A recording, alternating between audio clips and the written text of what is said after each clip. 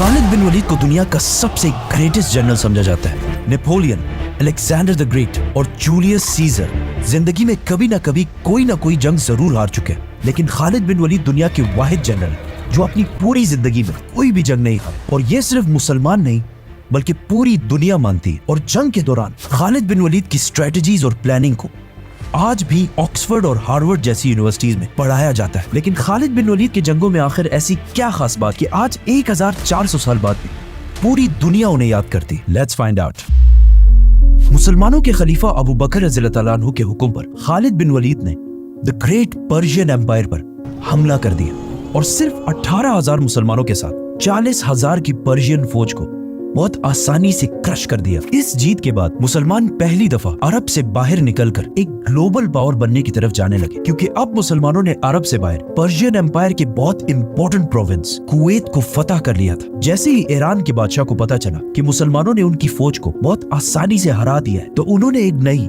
40,000 की फौज खालिद बिन वलीद की तरफ रवाना की। लेकिन खालिद बिन वलीद ने कुवैत फतह करते ही डायरेक्टली अपने स्पाइस जासूसों को पूरे इलाके में फैला दिया था, ताकि हर खतरे का उन्हें पहले से पता चल जाए। ये स्पाइस हर तरफ फैल गए और बहुत दूर जाकर उन्होंने देखा कि पर्शियन एम्पायर की 40,000 की फौज बहुत तेजी से मुसलमानों की तरफ बढ़ रही है।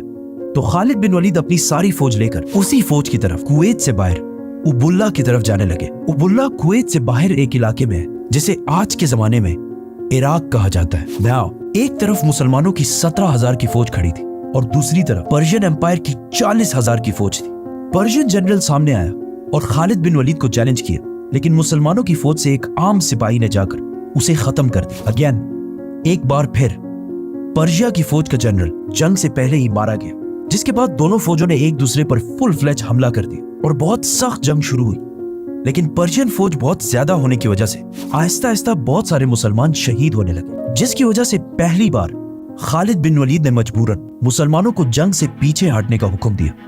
और ऐसा लगने लगा कि मुसलमान फाइनली जंग छोड़कर भाग रहे हैं। ये देखकर पर्शियन फौज जीत की खुशी में बहुत तेजी से मुसलमानों का पीछा करने लगी। पर्शियन फौज मुसलमानों के पीछे इतनी तेजी से आई कि इनके फौज के दो लाइन्स एक दूसरे से बहुत दूर हो गए।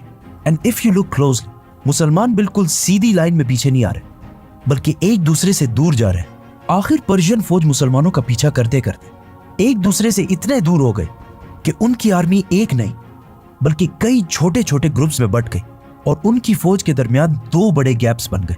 और इसी टाइम का खालिद बिन वलीद इंतजार कर रहे थे। एंड नाउ अचानक खालिद बिन वलीद अपने घुड़सवारों को लेकर इन दो गैप्स से आगे बढ़े और पर्शियन फौज के सेंटर को घेर लिया और आहिस्ता आहिस्ता उन्हें क्रश करने लगे।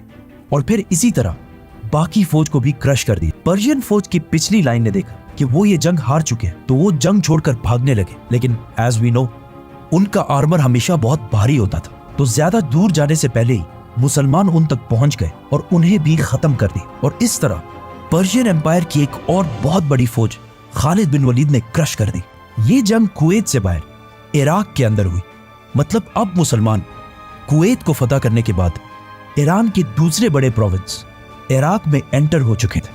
अब यहां से आगे बढ़ना थोड़ा मुश्किल था, क्योंकि इराक और मदीना एक दूसरे से बहुत दूर थे और इराक में मुसलमानों की फौज को अपने हेडक्वार्टर मदीना से बार बार कम्युनिकेट करने में बहुत मुश्किल हो रही थी। इसीलिए यहां से आगे बढ़ने से पहले खालिद बिन वलीद ने इसी इलाके को अपना नया हेडक्वार्टर बनाया, क्योंकि इस इलाके में पर्शियंस और अरब दोनों आबाद थे और इन सब का ख्याल था कि मुसलमान इन्हें फतह करने के बाद इनके साथ वही करेंगे जो अब तक दुनिया की बाकी सारी एम्पायर्स करती हैं, मतलब लूट, प्लंडर, रेप। लेकिन खालिद बिन वलीद ने अबू बकर रज़ियल्लाहु तआला अन्हु के हुक्म पर इस इलाके की सारी प्रॉपर्टीज उन्हीं लोगों को वापस कर दी और किसी से भी जबरदस्ती कोई भी चीज नहीं छीनी। और बहुत तेजी से इस इलाके में बहुत सारी अदालतें, कोर्ट्स बनाए और इन कोर्ट्स में जजेस बड़े बड़े सहाबा को बनाए, जिसकी वजह से बहुत तेजी से इस इलाके में पहली बार जस्टिस, इंसाफ कायम होने लगा। इसके बाद खालिद बिन वलीद उनके मार्केट्स और बिजनेस की तरफ आए और सबसे कहा कि बिजनेस उसी तरह जारी रखो जिस तरह इससे पहले था। लेकिन आज के बाद यहाँ सूद कोई भी नहीं लेगा।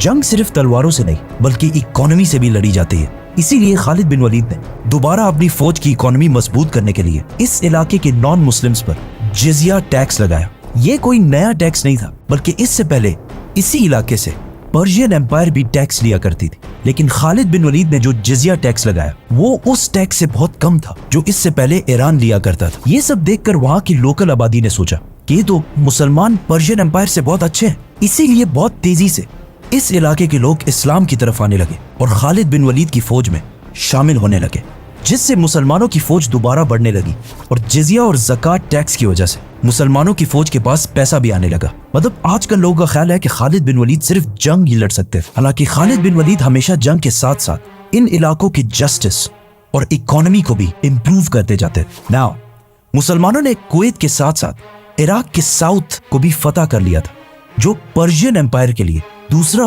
बहुत बड़ा झटका था। जब पर्शियन बादशाह को एक बार फिर खबर मिली कि उनकी एक और फौज मुसलमानों से बुरी तरह हार चुकी है, तो उन्होंने दोबारा अपनी एम्पायर के नॉर्थ और ईस्ट से 2 नई फौजें मुसलमानों की तरफ रवाना की और उन्हें इस जगह वलाजा में एक साथ मिलकर मुसलमानों को खत्म करने का हुक्म दिया।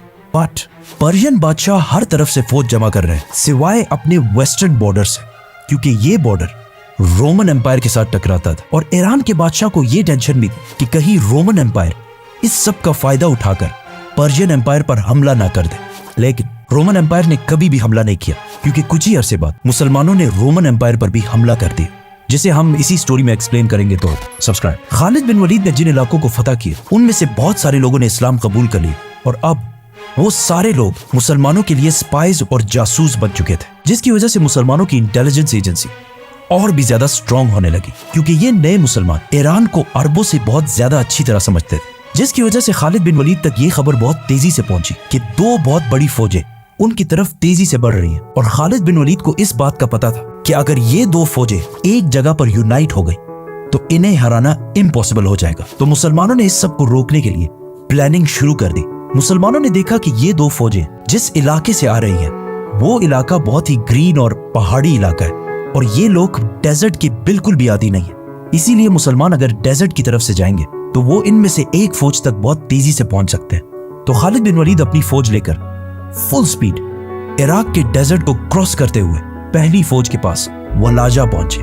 मुसलमानों और पर्शियंस की पहली फौज वलाजा में आमने सामने हुई। पर्शियन फौज का जनरल ये देखकर हैरान हो गया कि जितना उसे बताया गया था उससे तो मुसलमानों की फौज बहुत ही कम है। मतलब मुसलमानों में ज्यादा पैदल सोल्जर्स हैं और घोड़े वाले तो बहुत ही कम है, जिसकी वजह से इस फौज में जीतने की काफी होप पैदा हुई। पर्शियन फौज से उनका चैंपियन सामने आया, जिसे उसकी बहुत बड़ी और स्ट्रॉन्ग बॉडी की वजह से पर्शियंस ने फारसी में एक बहुत मशहूर नाम दिया था, हजार मर्द, जिसका उर्दू और हिंदी में मतलब है हजार मर्द। खालिद बिन वलीद उस चैंपियन से लड़ने गए और कुछ ही टाइम में उसे मार दिया, जिसके बाद दोनों फौजें जंग के लिए तैयार हुई। लेकिन काफी टाइम गुजरने के बाद भी ईरान की आर्मी अपनी जगह पर ही खड़ी रही, क्योंकि वो ज्यादा से ज्यादा टाइम वेस्ट करना चाहते थे ताकि उनकी दूसरी फौज उनकी मदद के लिए पहुंच सके। लेकिन मुसलमानों का प्लान तो ये था कि उन्हें यूनाइट होने से पहले ही खत्म कर दिया जाए। इसीलिए मुसलमानों की फौज बहुत कम होने के बावजूद खालिद बिन वलीद ने उन्हें हमले का हुक्म दिया।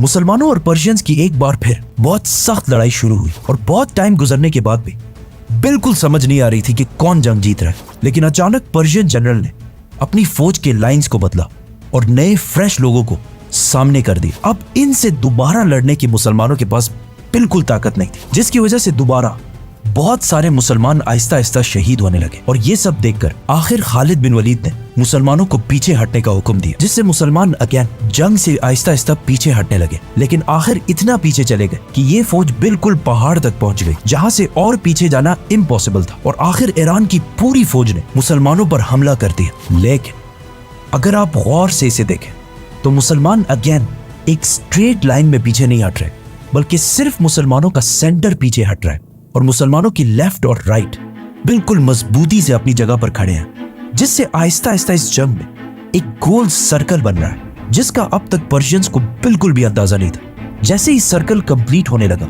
और पर्शियंस की सारी फौज इस सर्कल के अंदर एंटर हुई, खालिद बिन वलीद ने इशारा दिया और अचानक पर्शियन फौज के पीछे से 4000 हॉर्समैन घुड़सवार फुल स्पीड पर्शियन फौज के पीछे आने लगे। याद है ईरान के जनरल की जासूसों ने जितना उन्हें बताया था उससे मुसलमान बहुत कम थे, जिस पर वो बहुत खुश था। लेकिन असल में मुसलमान कभी कम थे ही नहीं। खालिद बिन वलीद ने जंग से पहले इन सारों को पर्शियन फौज के पीछे खड़ा किया हुआ था और बहुत देर से ये सब खालिद बिन वलीद के सिर्फ एक इशारे का इंतजार कर रहे थे। इसके बाद मुसलमानों ने पर्शियन फौज को हर तरफ से ऐसे घेर लिया कि कहा जाता है कि एक बंदा भी इस जंग से नहीं भाग सकता। ये कोई पहली दफा नहीं है कि खालिद बिन वलीद ने ये टैक्टिक यूज किया। इससे पहले जंग ओहद में इसी तरीके से उन्होंने मुसलमानों को भी हराया था, जिसमें रसूलुल्लाह सल्लल्लाहु अलैहि वसल्लम ने सहाबा को क्लियरली ऑर्डर्स दिए कि इस पहाड़ से नहीं उतरना। लेकिन जीत की खुशी में जब वो पहाड़ से नीचे उतर गए, खालिद बिन वलीद ने पहाड़ के पीछे से हमला कर दिया और पूरे जंग को बिल्कुल बदल दिया। और अब वही टैक्टिक उन्होंने पर्शियंस के खिलाफ भी यूज की। ईरान की इस फौज को हराने के बाद अब मुसलमान पर्शियन एम्पायर के बॉर्डर से निकलकर उनके सेंटर के करीब होने लगे और इसके कुछ ही अरसे बाद अबू बकर रज़ियल्लाहु तआला अन्हु ने ईरान के साथ साथ रोमन एम्पायर पर भी हमले का हुक्म दिया। रोमन और पर्शियन एम्पायर में मुसलमान इतनी तेजी से आगे बढ़ रहे थे कि इन दोनों एम्पायर्स ने देखा कि अगर ऐसे ही चलता रहा तो बहुत जल्द हम दोनों सुपर पावर्स खत्म हो जाएंगे। तो इसीलिए उन्होंने तारीख में पहली दफा रोमन और पर्शियन एम्पायर अपनी 700 साल पुरानी दुश्मनी खत्म करके मुसलमानों के खिलाफ यूनाइट हो गए। सब्सक्राइब।